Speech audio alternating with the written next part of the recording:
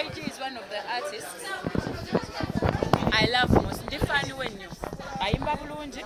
The fact that mulaba nammwe kyakoze guy okuba nti no you're breaking her through. Ochitegera si kyangu okuvayo mu regions, no breaking her through, and he's such a big dreamer. He's hardworking, he's very talented. Ateeka muno mulaba musange wa nesimu no musange wati no musange eri ku zi concerts e Kampala. So omuntu ngoyo yeetaaga support yaffe abayimbi bano naffe. Ochitegera eno concert ye nze njirabanga concert nakiyise revolution egenda breaking kwega boundaries ezo eza regions and all of that. So nze mbadde nina okumubeeramu maani kuba naye bambi he's a good guy for me nanga abadde nga supporting awasobodde despite the fact that tabeera wano not abeera Mbarara. So yeah, namusanga Mbarara actually si wano twesanga ku bivulu ebyenjalo byo byemanyi tubeerayo nnyo ku extra concerts. Reggie twesanga almost ku buli show Mbarara, so we connected like that. Why do you think Reggie's concert is being quoted somehow political? Simanyi, I don't know why people, and by that should stop. Simanyi, I don't know what the logic behind that is. Bintu bya region, no simanyi bichi. We need to come as one as artists. We need to unite. Ebya region tebitwawula, ebya tribes tebitwawula, ebya simanyi bichi. Kuba abantu bangi bali wano mu Buganda nga si Baganda. Kitegeera. N'abeeri bali eri bangi era nga si, you know, there's no need of us segregating each other because of tribes and what, money, west, east, north. I wish people could embrace music as a whole, as one language, regardless of where someone comes from, regardless of how omuntu avaawa. Netafa ku muntu wajava, nofa ku music, ku kyowulidde kyonyumiddwa. Senga tuli wala. Kuba nze ndaba abantu abatusingako mu Sendera kye bakola. Tebajja kwagala Wizkid kuba nti ava wano, ne batayagala Davido kuba ava wali. Babaagala bonna nti kubanga bayimbi ba Nigeria. Tuli bayimbi ba Uganda, mututwale nga bayimbi ba Uganda. Kitegeera tubeere bumu bwe tutyo. That's the only way we can work together, united as one, regardless of our tribes, regardless of our regions, regardless of anything. Was a preacher. Why do you think promoters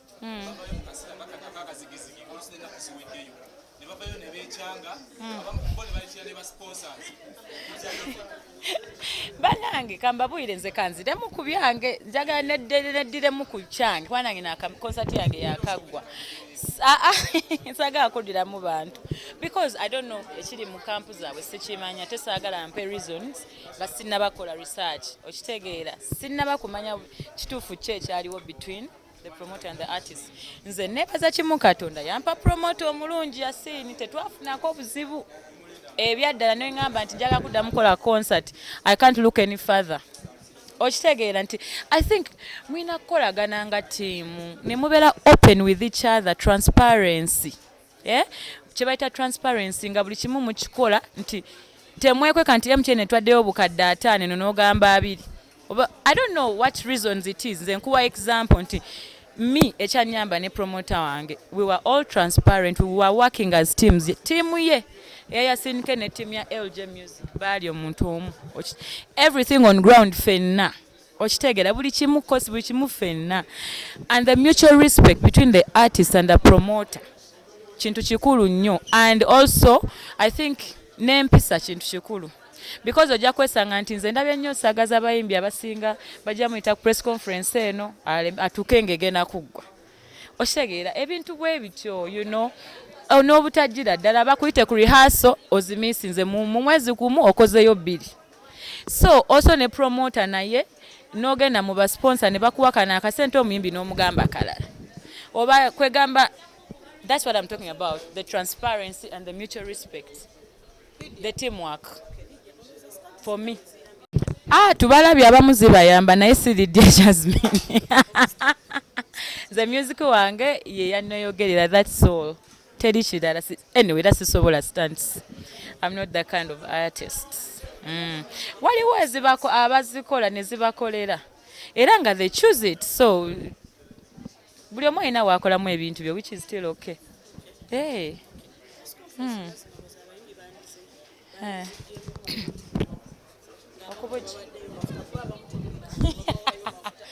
nze tebalina mafuta ge bampadde because let me tell you anyway era nange nakifeesingako concert yange osobola oyita omuntu n'agakusaba kyo kituufu you know but then nze nandirowoozeza nti concert y'omuntu for example nga Regi wano esoose wano nange that was my first concert omuntu nga ekintu naawe olaba yakakikola twandizze bumu ne tukola bumu ng'abayimbi leero nze enkyajja weri ojja tegeka nange oneetaage okitegeera so si buli kimu kirina kuba banaye kyakasente abayimbi tuyiga okwesapootinga si buli kimu kyaka olina omukene agamba amafuta oli kati ogeralaba ku zino babyogeranga naawe especially babyogera me I've actually worked for almost every artist on their concerts buli omu muyimbiddeko nti no nebino ebyebyalo nti omuntu alimbalala n'omuyimbirako nogaka mu surprising ngende muyambe okitegeera naye abasinga bananga obulamu tebuggwa ku ssente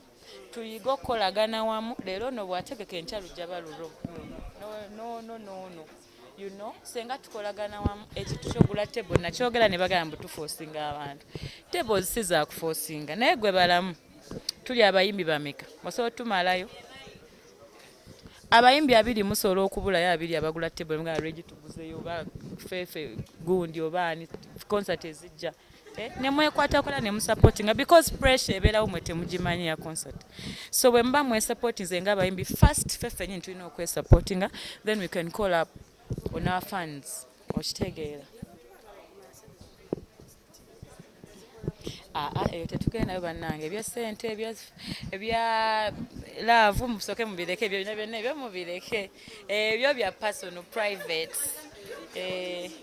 wabula mwebale kumpagira abantu bampagira I don't know if I took ngenda nebaza buli wenfuna chance to thank Ugandans who all came out on 1st March Africana mwandagalavu and I don't take it for granted mbebaza nnyo mukama abana mawule you outdid yourselves bangamba bali baludola babana mawule in one place nga bangi nga bwe bali ku Africana for my pressers so I'm really humbled thank you Sente za federation za sako bannange sijja kwogera bingi ku kintu ekyo kiri sensitive because we have a PR as a federation waliyo PR ajogerera please get time mwenna leave alone bye muwira mu nkubo kindly get time and look for the PR of the federation ababuulire buli kimu abalage buli kimu because we have them gye bali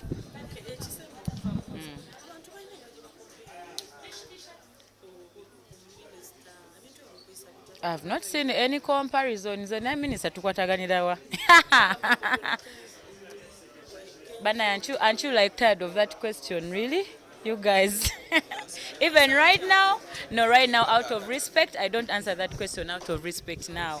Abantu mubaleke relationships zawe, you know.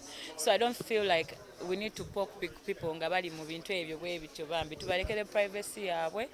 Yeah, out of respect bambi.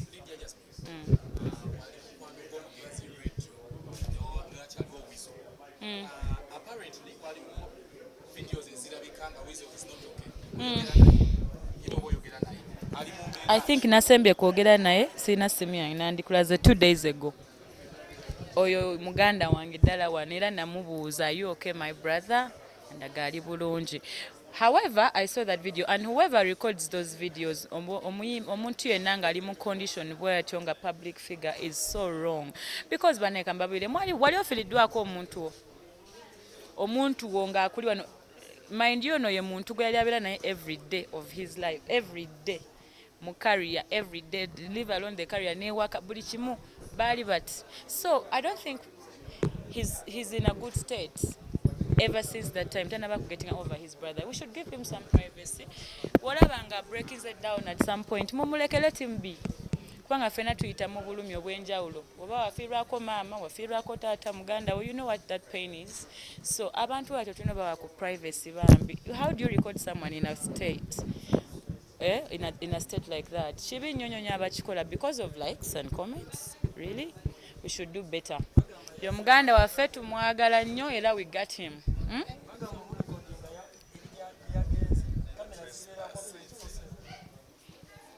Banaye sagala kuba comment kwekyo